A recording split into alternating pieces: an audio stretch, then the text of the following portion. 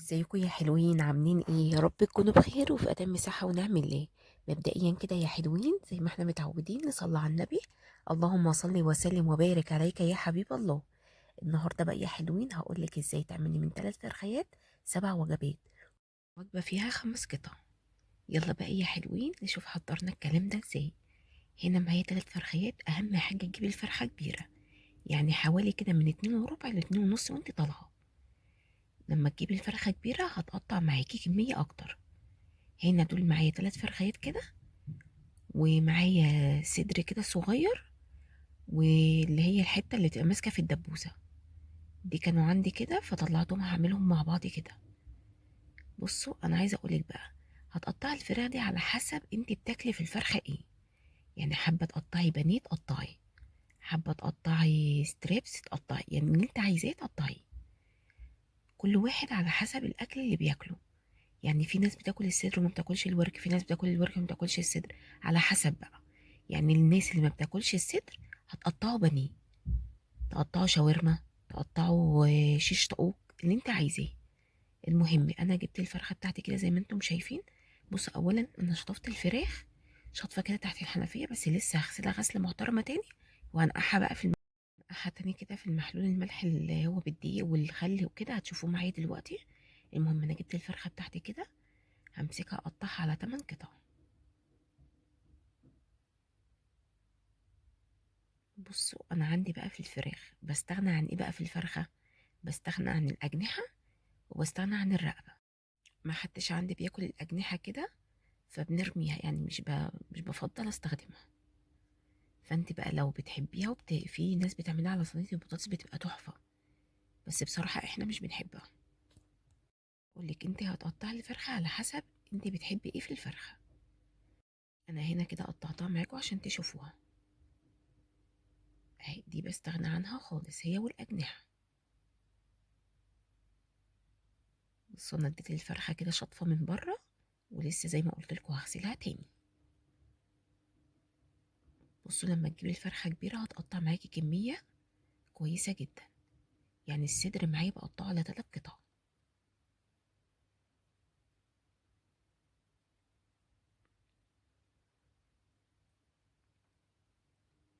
وهجيب صدر كده كبير، ونص الصدر التاني، وهعمله معاكم شيش طاووق. بجد ما شاء الله، الكميه اللي انتوا شايفينها دي عملوا معايا 7 وجبات. الوجبه فيها 5 قطع.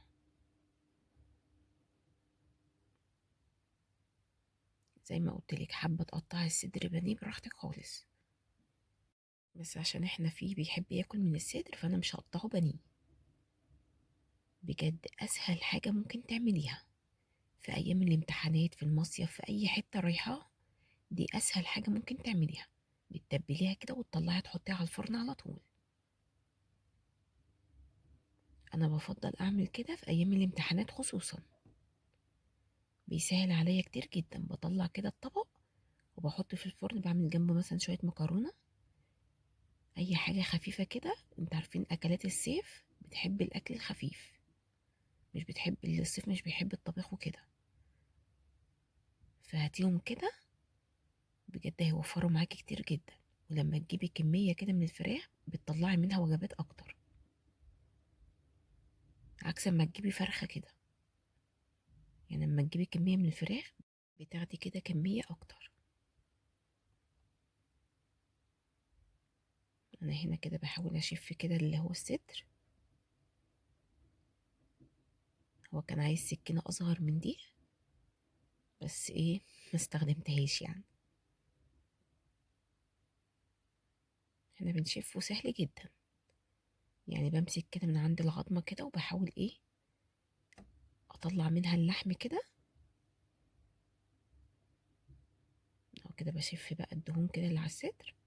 بعد كده بقى هقطعه ايه، شيش طاووق كده، اهي قطع كده زي ما انت شايفه.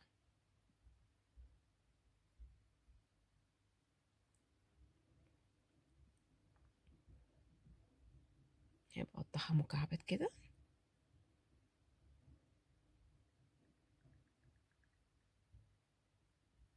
كده عملنا شيش طاووق كمية محترمة جدا بصدر، وحوالي كده نص صدر كمان.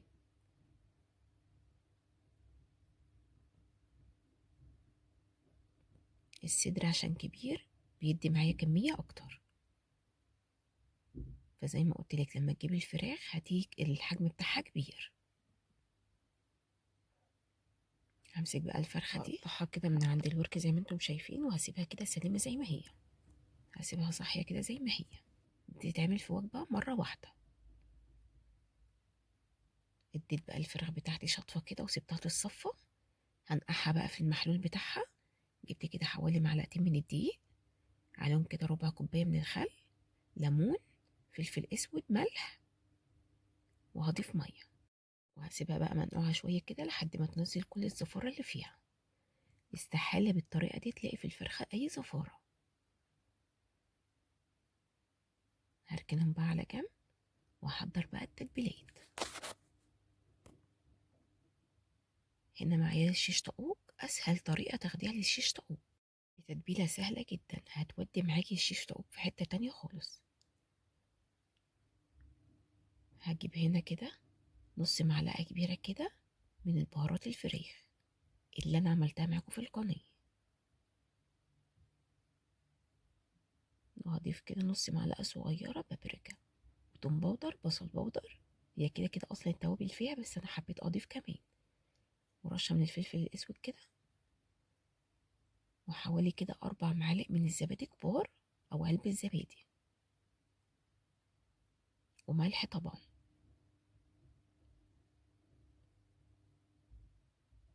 هقلب بقى الخليط ده كده كويس جدا، وهضيف شوية من الصويا صوص. اختياري، حابة تضيفيه فيه، مش حابة براحتك خالص. كده بقت أحلى تتبيلة للشيش طاووق. كده أول وصفة بقت جاهزة معايا، ما شاء الله. شايفين الكمية؟ لما أحب بقى أعمله، أنا بحب أعمل الخضار طازة، ما بعوز بقى أسويه بطلعه قبلها كده يفك، وبجيب الخضار بتاعي كده يبقى فريش، والعصايات بتاعت الشيش طاووق دي، وببتدي إيه أعمله كده وأدخله على الفرن على طول. خلاص أول وصفة معايا خلصت. أحضر بقى التتبيلة اللي هعمل بها الفراخ كلها. معايا هنا علبتين زبادي، ومعلقة كبيرة كده من بهارات الفراخ، هضيف ربع كوباية من الخل، معلقة ونص كده كبيرة ملح، رشة بابريكا، رشة فلفل اسود كده، واحط صويا صوص كده، واجيب بصلتين كبار وطماطمية كبيرة كده، وليمون طبعا، وهضرب الخليط ده كله في الخلاط.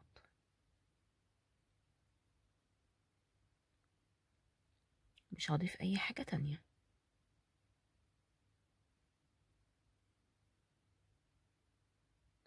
الكمية دي ما شاء الله عملت لي 3 فرخيات.